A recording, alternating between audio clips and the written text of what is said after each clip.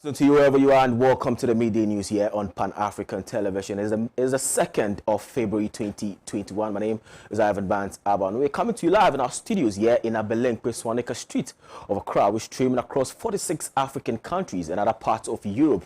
And we're live on Facebook at Pan-African Television. Of course, on YouTube at Pan-African Television. Once again, my name is Ivan Bant Aban. Now to our top stories for today. Now coming up, second witness of the petition in ongoing election 2020 petition, hearing grilled over his role in the EC strong room. And also coming up, Food Drugs Authority approves herbal medicine in COVID-19 treatment. Now this and many other stories, including business, international sports, and entertainment shortly. So do stay with us. We'll be right back.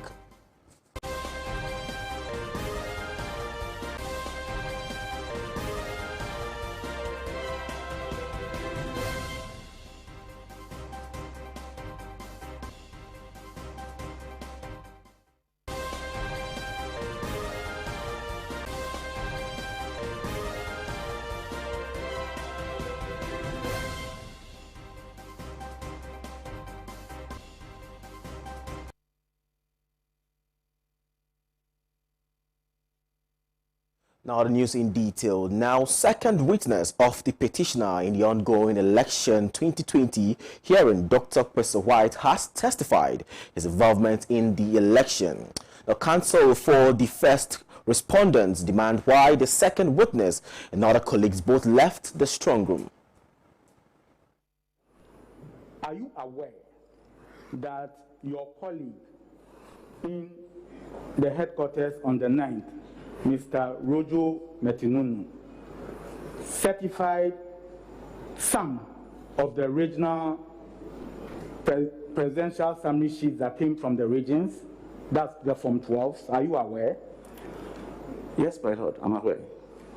Can you tell this honorable court those forms that were certified by Mr. Rojo Metinunu? Certified Upper East, Upper West, Volta, Oti, Ahafo, Northeast, Western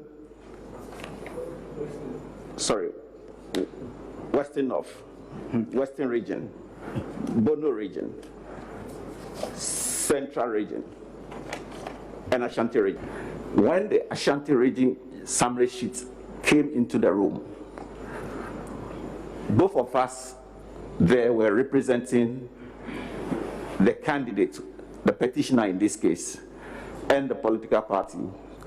We consulted with the party at the regional level to find out what exactly was the situation as far as their computations were concerned. On the basis of what we were told by the party representatives at the region, we certified. Thereafter, we got information from the party at the national level when I spoke to the Deputy General Secretary of the party that the figures the party had collated was far less than what was indicated on the summary sheet that we had certified. As part of your responsibilities in the strong room, you are the eye and the feet and the ear of the presidential candidate, for that matter, the petitioner. Is that correct? That's correct, my lord. So therefore, it is part of your duties to be there at all times. At least you are two. So if one is out, the other is there. Is that correct? That's supposed to be the case, my lord. Now, it is therefore, in my view, wrongful on your part to be suggesting that both of you left the strong room on the 9th. I'm putting that to you. My lord, could you please go over that again? Only left on the instruction of the chairperson of the Electoral Commission, who happens to be the returning officer. And we did so because in the performance of our duties as representatives of the petitioner, we observed a number of issues that were of concern to us, which had the potential of undermining or creating problems for the ultimate outcome of the election. And in fact, it's not particularly surprising that presently both the first and the second respondents have also indicated in their witness statements that there were errors. It is in the spirit of that we tried to have a conversation with the returning officer, who, although was expected to be in the coalition room with us, was never present, visited the room only twice, lasted for more than 2 minutes and went back. But we made efforts to bring this to her attention. And in the spirit of making sure that we work towards producing the most credible election results, we took her words of going to see our flag bearer to discuss the issues with her. We had never at any point in time imagined walking away, and we never walked away. We only exercised the option of going to see the petitioner because the first respondent had asked us to do so, and we had no reason not to believe that she was acting in good faith, only for us to realize we were deceived into getting out of the place. Besides, the reason why we believe strongly that we were deceived was originally the announcement of the election results was scheduled to take place at the International Conference Center. We were all told, everybody was aware. We were all prepared for it. Less than 10 minutes after we left the place, as I was told later by others who were in the room, the chairperson, together with the officials of the EC, came to call them upstairs and hurriedly announced the results. This, for me, indicates that there was a deliberate decision to deceive us.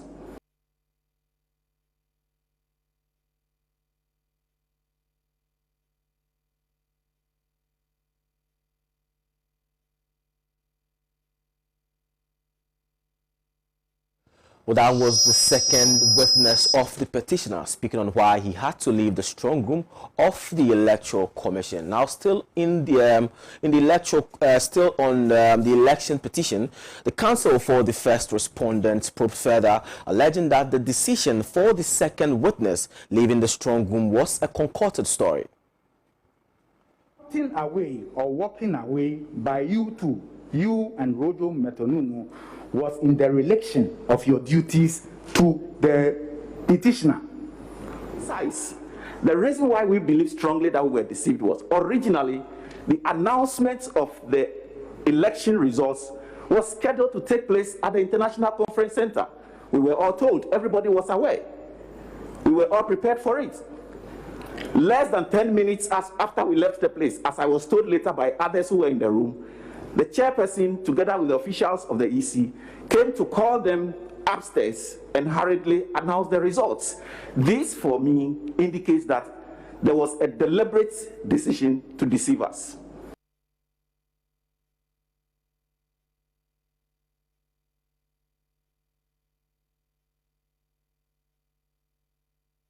The court has adjourned to 3rd January after lead counsel for the petitioner filed an application asking for leave to inspect documents from the Electoral Commission.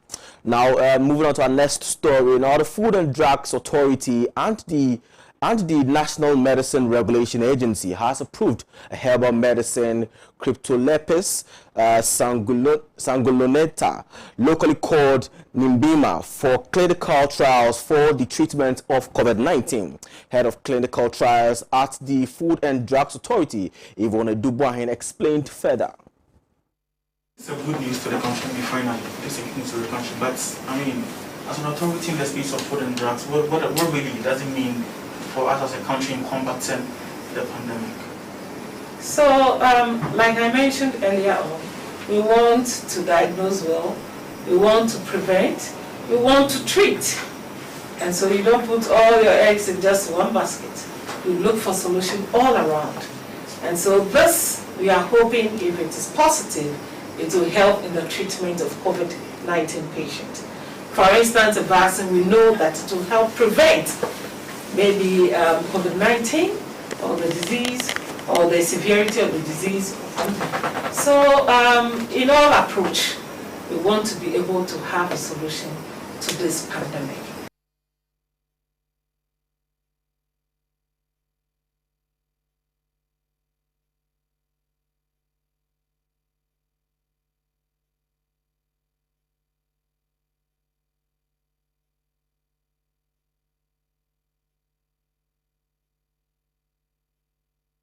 Now, away from that story, now an economic lecturer at the Wisconsin University of Ghana, Dr. Samuel Anyo-Mensah, says the COVID-19 pandemic has negatively affected the country's socio-economic development. Now, according to The Economist, the banking sector cleanup, coupled with the collapse of some microfinance institutions and the pandemic, has contributed to the country's stinted economic growth. He was speaking on Pan-African Television's Talk Time with Kwesi Pratt Jr.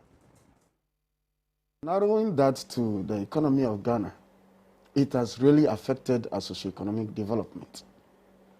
Now, taking into account our employment situations, you realize that we're only coming out from the banking sector cleanup exercise.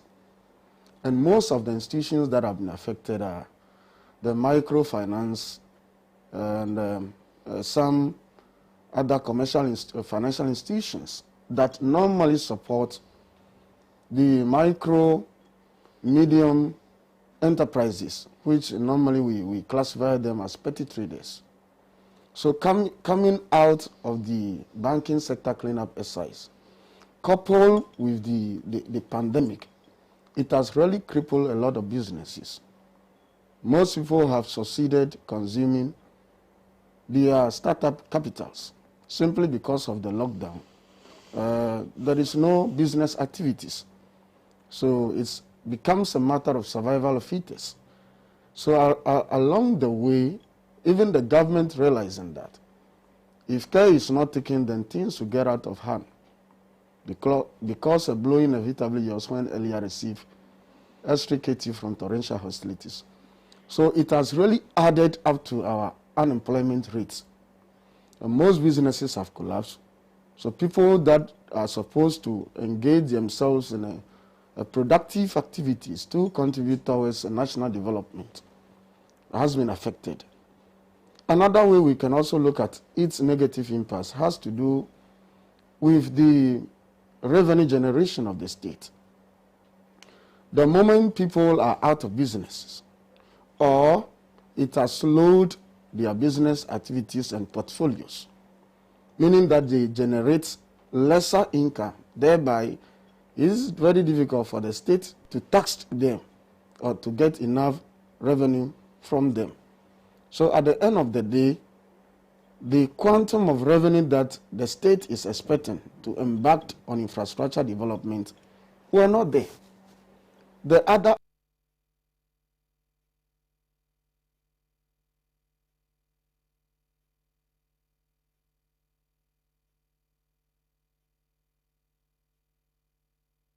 Now, away from that, Ghana's High Commissioner to India, Mike Ninote Okwe, has revealed that India trains about 50 Ghanaians in capacity building program yearly. Mr. Okwe was critical of the fact that Ghana needs to improve its human resources and build up the skill level because it was impossible to start production without productive education. He spoke in an interview on Pan-African Television's Diplomatic Affairs show. Go with a roundabout and then come straight to that part also at the end. So basically, between Ghana and India, Ghana produces, as I said, gold and so on and so forth that India is very interested in. But what is it that Ghana is interested in from India?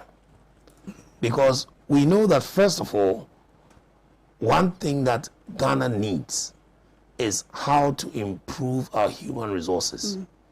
Because we cannot start production without production education. We need to be able to teach our people how to work in the new factories that are being built. We need to build up their skill level. We need to let them understand how a foundry works. Capacity building. That kind of thing.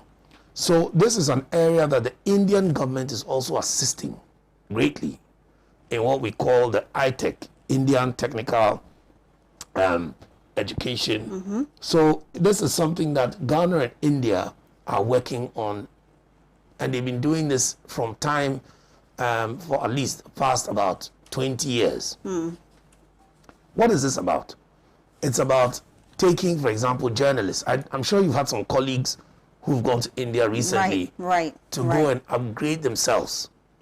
And they go and upgrade themselves so that they can do their work even better.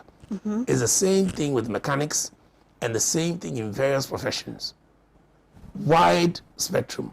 And the Indian government, every single year, takes 50 Ghanaians and trains them for free. Is it part of the scholarship programs that is separate? Have? That is this even is separate on its from, own. This is a technical training. Okay. Because if you remember, one thing that we need to be able to produce is technical and vocational school. But we don't have that level yet. Right. And you know, when it comes to small scale industries, India is virtually one of the best.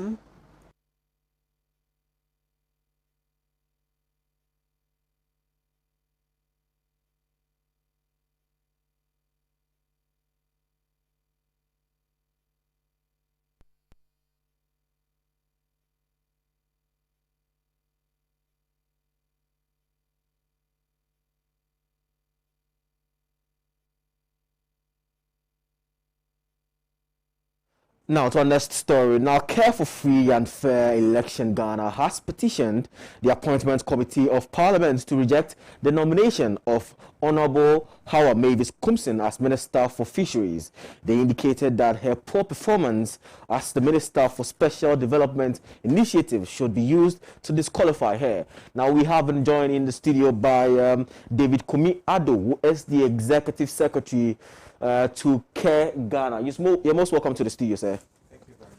Right, now you have petitioned the Appointment Committee of Parliament to disqualify Honorable Mavis Howard Kumsin as Minister for Fisheries, and one of the key points that you've raised in this petition were three. It has to do with the credibility deficit, and of course violent tendencies and incompetence. Now, under the credibility deficit, you cited a reason and stated that when she was the Minister for Special Development Initiative, she presented to Parliament a budget of 800,000 Ghana cedi for the development of website, which on a normal day should cost about 80,000 Ghana cedi, right? And my question is that should that be the basis for citing the fact that she is she has a credibility deficit? Thank you very much, my brother. I think that for one to be appointed as a minister, or for one to be a minister, you must hold certain credibility. I believe that it's a public office, and there is a code of conduct that is assured for every individual that will hold that particular office. Other than that, any criminal at all can be appointed to that office, and you know what will happen to us in that ministry and to Ghana as well. Now, if you present to Parliament a budget. Right. Okay. So can you hold on for? Let's go for a quick commercial break. We'll return shortly after that. Stay with us.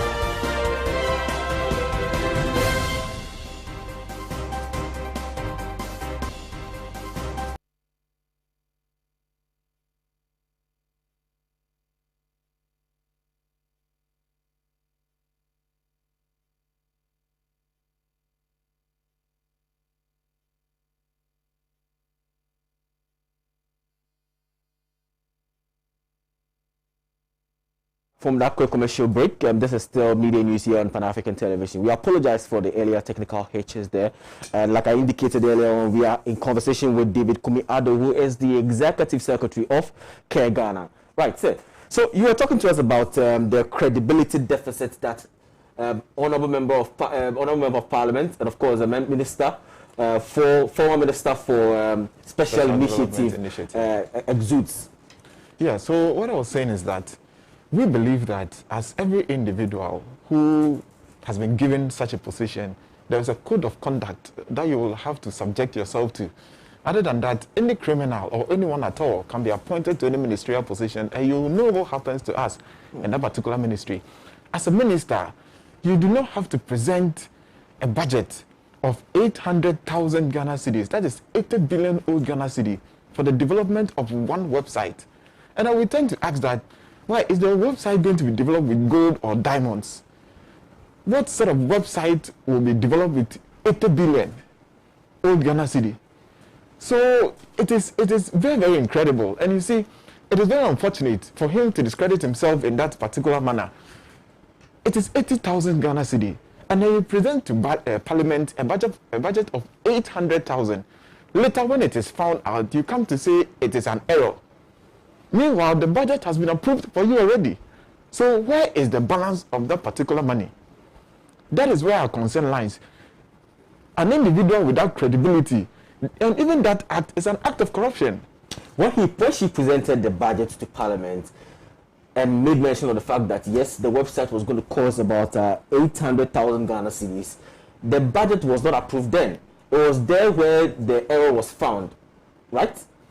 No, if you listen to Honorable Kesela Tuforsen by then, he said that you have brought this to Parliament, and Parliament has passed that budget. For approval? No, I mean, he said that Parliament has passed that budget. No, but how is it possible that a Parliament will pass budget before they realize that there were some errors in there? You know the previous Parliament... Because obviously it has to do with finance, it has to do with money, and so the money will be the center of the conversation. And so there was no way they could have passed or approved the budget when they had not probed into the cost of it.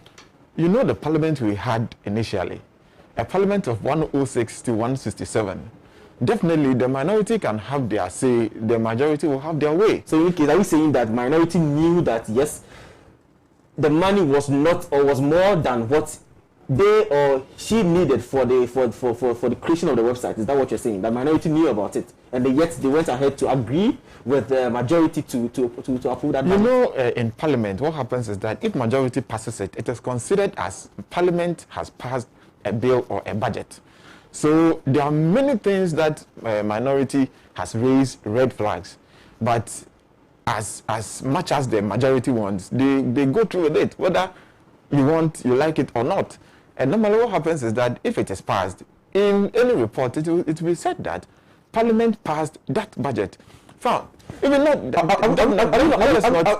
we not confusing this? Was it just for the website or the other project that included? Because I'm thinking that all the initiatives that were going to be undertaken under the special ministry, the sum total of the budget was the 800,000 Ghana cedi, like you clearly said, 80 billion Ghana cedi. That was going to be the sum total of all the projects under it, not specifically for the approval of the website. No, our research tells us that that amount was basically for the development of a website, not the entire budget for that ministry. So it was for the development of that site, even assuming without admitting that it was seen when it went to Parliament and it was rejected. That is an act of deception that a minister put herself through to go and deceive individuals that have been voted for by the people, the people's representative. But he made it clear that it was an error. Didn't she? It was not intended to have that sort of amount of money being stated there in the budget. We know at a ministry, at every ministry, it is not an individual that prepares the budget. It goes through a lot of people before it finally comes to even those who proofread what has been written. Right. They are all there. So you want to tell me that it went through all these people, and these people did not see, including she, the minister by then, did not see that 800,000 has been quoted as the required amount of money for the development of a website until it came to Parliament. Let's assume if the parliamentarians also did not see, what would have happened? Would she have rejected them and that had come to? These acts are the acts that is causing the ordinary Ghanaian. I'm telling you today, as we speak, there are a lot of our brothers and our sisters in the hinterlands that are drinking the same water with animals. There are a lot of our brothers and sisters whose children have no even light, electricity to study, but comes to write the same exams with those of us that are in the city here. And these are the things that are depriving our people that live in that particular community the basic amenities and developmental projects in order to help them to also come up, to also become... Now, as part of the point you've stated in the petition, you cited violent tendencies as well. Yes. You see, if you could remember, we have known Honorable Howard Komsen as one that masked her failures with violence. Now, the reason we are saying that is that you remember that on numerous occasions in her constituency, that's the Wutu Sena East constituency, there have been a lot of violence that have been associated with her. The prominent among all those is when she shot in public during the voter registration exercise period. She admitted on national radio of shooting in public, which is against the law, because the law says that no one should brandish a gun in public. Now, that conduct itself is criminal and is unlawful, which by now, if it were somebody else who had done, an ordinary Ghanaian who had done that, that person would have been in jail by now. There are many occasions. Now, look at what the Code of Conduct says. Now, if you check the Code of Conduct, of a public service, a public officer. Right. Now, it says that in Chapter 24 of the 1992 Constitution of Ghana requires public officers to avoid unethical behavior or conduct, such as conflict of interest, illicit enrichment, and other improper conduct. The Code of Conduct forms part of the continuing effort to develop systems and strategies to promote this. Now, let's even go to the one that His Excellency President Mahama by then wanted to put in place. And he says that, you see, civility, courtesy, and restraint is required of every minister. Now, the Act says that, one, you must be humble. That is the A. B says that, be willing to give and accept constructive criticism and advice to or from his or her colleagues, and then blah, blah, blah. Be decorous in his or her use of words, even in the midst of provocation. Now, this woman, not just in using violent words, but acts violently. And we believe that by her violent disposition, if she's admitted to this particular ministry, there will be hunger. Right. The reason is that now she will fight the fisher folks and the fishmongers, and she's going to introduce violence in the fishing communities, and this will destroy the fishing industry, which will impose upon Ghanaians hunger, because if there is no fish, you know that we'll all be hungry of fish. Now, fish is the main product of protein, which is part of our food. If we are derailed of this particular thing, then it becomes a worry. Now, we believe that we need somebody in that particular ministry who is a cool head. We need somebody who holds an integrity. Now, you realize that her actions in the Wutu Sena East constituency and Ghana public or international embarrassment. Right. CNN, BBC, Al Jazeera, all of them were making mockery of us. Now, in all of this you're saying, I mean, if the appointment committee sits down and approves her appointment as Minister for Fisheries, what will be the response from Care Ghana? You see, the MPs in Parliament, we have voted for them. In terms of all those who stood in for that particular position, we believed that they has our interests at heart. Therefore, we voted for them to become members of Parliament. And we believe that it is incumbent upon them to ensure the safety and the protection of this particular country. So individuals with violent tendencies individuals who have failed in their previous appointments must not be given any opportunity anywhere near any other appointment. So we are calling on the MPs that we believe in them. That is why we have petitioned them, and we ask that they look at it very well. Right, thank you very much for your time. Well, we have been in conversation with David Kumi-Addo, who is the Executive Secretary for CARE Ghana, talking about the approval of Honorable Mavis Har-Kumsing as Minister for Fisheries. That's all we have for you on our local front. Up next is business. Do stay with us.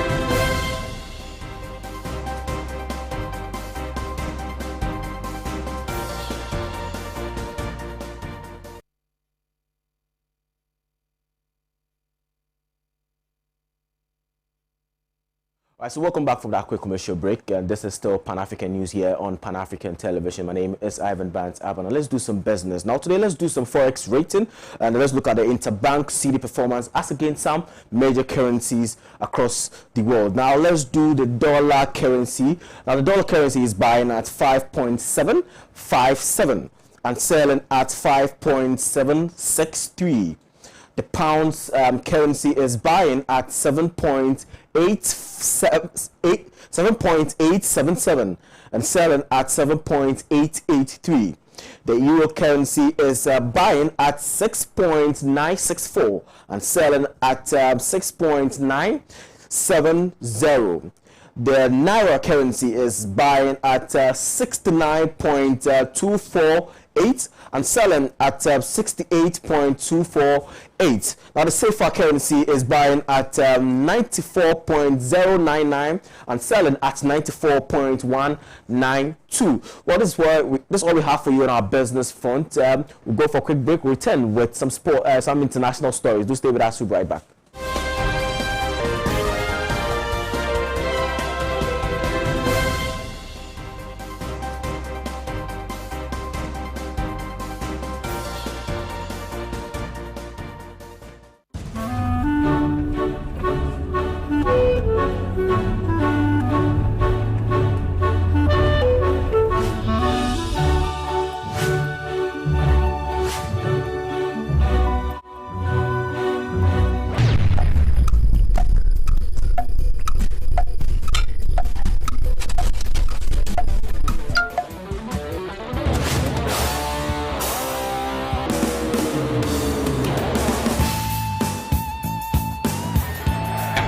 It's incredible!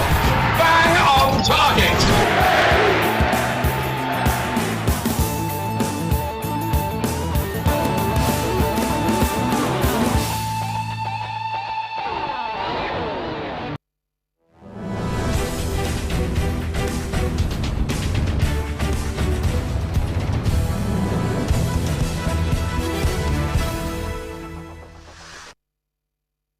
Right, now let's do some international stories. Now, Kambale Musavuli from the Center for Research on the Congo talks about the recent visit of two AFRICOM officials to the DRC and the agenda presented by the delegation. He discusses the long history of the U.S. military intervention in Congo and all the African in light of the visit. He also compares this to the agenda presented by the Chinese delegation led by the Foreign Minister Wang Yi days before the U.S. visits. And the arsonist become the firefighter. Can you imagine that the DRC has known a war for the past 2 decades where over 6 million Congolese have died in this conflict and the conflict hasn't ended? This war around resources of the DRC is being supported by U.S. allies, Rwanda and Uganda. The United States arm, train, assist the Ugandan military, the Rwandan military in their invasions in DRC. And today we have US generals showing up in Kinshasa, the country where the US government with the CIA decided to kill the first democratically elected prime minister of the DRC to come and say to us that they are in the DRC to help the Congolese.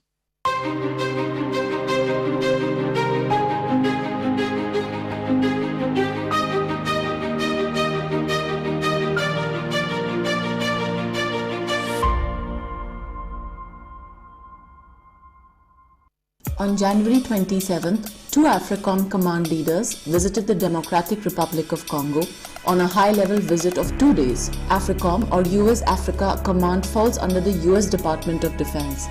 It is responsible for all US military operations in 53 African countries. The two visiting officers, Ambassador Andrew Young and Rear Admiral Heidi Berg, met with various high officials of the government, including President Felix Tshisekedi. The stated purpose of this visit by AFRICOM leaders ranged from security cooperation to civilian issues such as infrastructure and tackling corruption. But behind the diplomatic language lies a long history of US military intervention in the DRC and all of Africa. What is the US really trying to achieve with this kind of intervention? The United States government has a long history of engagement, military engagement in the DRC. Fortunately, they've always been on the wrong side of the history. I have to go all the way back to the 1885, the first country to recognize Congo as the personal property of King Leopold. Whenever the African continent was being covered, the Berlin Conference was the United States. This has continued in years after of US military engagement, but to focus mainly on what has unfolded now with AFRICOM visit, the current president of the DRC seemed to have very close ties with the United States since the results of the election in 2018 was released. He's seen traveling around with the US ambassador. It's almost as the US ambassador to the DRC is his personal assistant. So we found it also bizarre that he will come to Washington in 2019. First place he visited when he was in Washington, D.C., was the World Bank, IMF, meeting with government officials. And in most of his meetings, he was chaperoned by the US ambassador, Mike Hammer. But during that first visit of Felix Tshisekedi in 2019, discussions of US military engagement became much more clear. The United States had organized meetings with the president, saying that they wanted military presence, particularly a US military base. But is that new? No. The US has been military engaged in DRC, training the Congolese military, training the Congolese police, all the way up back to 2009. Those are like after effects, I could say, that from decisions from George Bush, continuing to through the Obama years. The US military has provided what they call MedFlag, military training to the Congolese military. They have done military training for specific battalion in the camp base in the Northeast Congo. This base is used by the US military a lot in Kisangani region, and that's the one that they really want to develop to become a US military base in the DRC. They have been pushed back from the Congolese government before the current president, but it seems that they want to officialize that. But why the DRC? Congo is strategically positioned on the African continent. It's right at the heart of Africa. It's bordered by 9 African countries. It's very easy from Kisangani, which is in the northeast part of the DRC, to reach the Horn of Africa, around Djibouti, where the US has a military base as well, to reach the north of Africa, to move to the south, or to go to the west. So whoever controls the Congo, as Mao said, controls the world. And the US is choosing the DRC to have its military footprint on the African continent. So that's one, the geostrategic position of the DRC. The other one is resource control. The Congo is the 6th largest oil producer on the African continent. there is a lot of oil in the area where the U.S. military has been present. Right in the east of the area where they are, you have oil in Lake Albert. You go to the west of Congo toward Kinshasa. There is oil also right by the Congo River going to the Atlantic. So they want to make sure that they protect oil reserves. And that's the military branch that came to the DRC. It's the U.S. African Command. The U.S. Africa Command, called AFRICOM, is interested in protecting U.S. interests on the African continent, which is not African interest, which is not Congolese interest. It's really U.S. interest. The challenge now with the decision to pretty much unveil in front of everyone, in front of every Congolese, is for Congolese and Africans to understand what's happening in 2021 and the future of the African continent. We have many military forces on the African continent, beyond even the United States. Japan has forces, Qatar has forces. The African continent now is pretty much under invasion of Western military forces and other military forces. Why are they here? The United States will say that they want to be in the Congo because of Al-Qaeda, because of ISIS. The UN group of experts in the DRC have published the reports, multiple reports, clearly stating that there is no link with rebel groups in the DRC with ISIS. Yet, the U.S. Africa Command continues to repeat that the DRC is now a terrorist threat. For some, they may remember when Donald Trump was president, he passed a ban on a few African countries, like a travel ban for a few African countries. To everyone's surprise, the DRC was on the list as part of countries that harbor terrorists, particularly terrorists linked to ISIS. So we know that this narrative has been pushed, which is not true. We are clear that the U.S. Africa Command, AFRICOM, is not in DRC for peace and stability. It's not in DRC to stop so-called terrorists. They are there to protect U.S. interests. They are there to protect U.S. resources, not U.S. resources, but to protect U.S. national interest for Congo's resources, particularly cobalt, oil, and many strategic resources that the Congo has that the U.S. needs as they seek to dominate the world. This visit by US military commanders came just days after another important visit to the DRC. On January 6, the Chinese Foreign Minister Wang Yi held talks with the Minister of State and Minister of Foreign Affairs of DRC. The agenda presented by the Chinese delegation was starkly different than that of the US military. But for the foreseeable future, we should be clear that the DRC of Patrice Lumumba will always have people who covet their resources. But in the end, as Patrice Lumumba say that the Congo's resources should benefit the Congolese people and benefit the well-being of the Congolese people before it benefit anyone else. The two-day visit from the 27th to the 29th of January of the US military clearly shows that the US is not in the DRC for peace and stability or for even Congolese interest. I mean, if they really cared about the DRC while they're traveling during that time, we have the pandemic. We may have wanted to get doctors coming, support around COVID. But as you mentioned, this January 2020 had two high-profile visits. The Chinese government sent the Chinese Foreign Minister Wang Yi to... For your international front, credit to the People's Dispatch for our international stories now.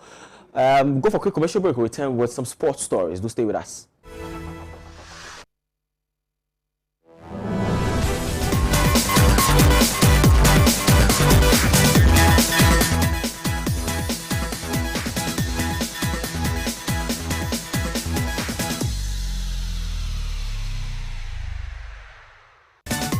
sport story. Now, Great Olympic will have their eye firmly fixed on closing the gap at the summit when they welcome King Faisal in the Accra Sports Stadium in March week 12 in the ongoing Ghana Premier League. Great Olympics captured the headlines over the weekend with their impressive 2-0 win over rivals Hearts of Oak. The victory against the arbitrary adversaries has seen pundits and connoisseurs of the local league tip the Daddy Boys as title contenders. Yapre Kwane's charges would have to keep the momentum going should they have any ambition to land the title by overcoming King Faisal on match day 12. The match could, however, prove tricky for the hosts, as King Faisal are one of the most improved teams in the division. King Faisal will travel to Accra with bags full of confidence after their dramatic triumph over Berekum Chelsea on Saturday. The Inshallah lads had to rally from a 3-goal deficit to win 4-3. Coach Andy Senesen, ahead of the game, implored their supporters to get behind the team. Since 2006, both sides have met 7 times, but King Faisal have clocked most wins from the fixture, having won 4 and lost 2, with 1 ending in a stalemate. The last meeting between the two sides was in 2020, and it was Great Olympics who clinched victory in a 7-goal thriller. Both sides have no fresh injury in their respective camps, and therefore they are expected to parade full-strength teams. Great Olympics wing-back Philip Ni Kojosaki, who missed the Hearts of Oak game through suspension, will take up his place in the team for the match. King Faisal sit 15th position with 10 points from 11 games, while Olympics occupy 3rd with 18 points. So that's all we have for you for sports. Up next is entertainment.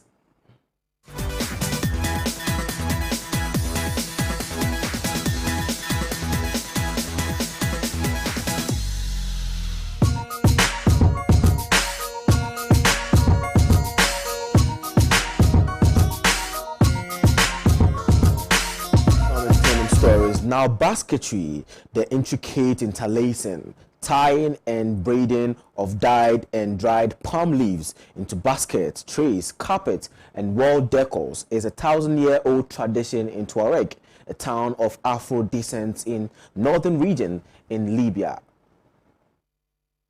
Cultural heritage passed down through generations. The art form, which requires an average 16-hour days of dedicated fingerwork, is also very lucrative in its own right. Halima Muhammad, a local weaver, shares her passion. This craft belonged to our ancestors. We hope, as long as we are alive, to teach it to our children, because it provides a sufficient income, and thanks to this, we don't require the help of anyone. The amount of basket work in Tuareg is unknown, and it appears that the craft is starting to disappear. Nevertheless, a workshop organized by the International Organization for Migration and a local association, basketry artists like Halima have perfected their techniques.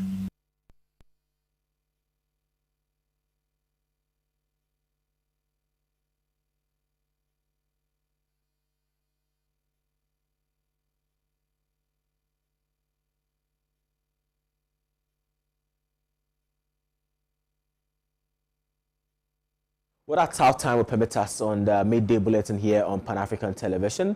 Before we leave you, do not forget to follow us on our social media platforms at Pan-African Television. The midday and the evening news is at 7 p.m. with David Otukuno Ato. Do not forget to join us. My name is Ivan Vance Avan, and that's all time will permit us.